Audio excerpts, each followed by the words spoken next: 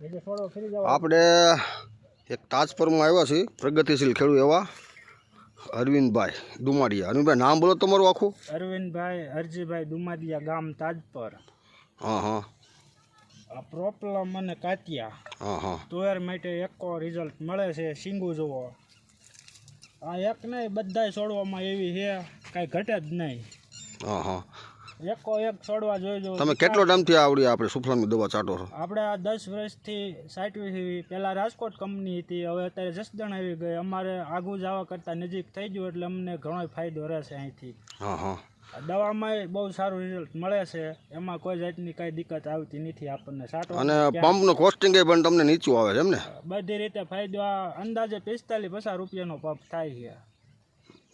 Super result મળે બધી તુવેરમાં. આની આ દવા હાંકવી છે. તમે આની ભેગું એક બીજી વસ્તુ છાંટો 47-45 નો પંપ થાય છે એમ ને? હા, 47-45 નો એલર્ટ હોતા ને આવી જાય. એ આપણી પાસે અત્યારે હે ને હાજરમાં, એ ઓલી વાડીએ પડ્યું છે બધું.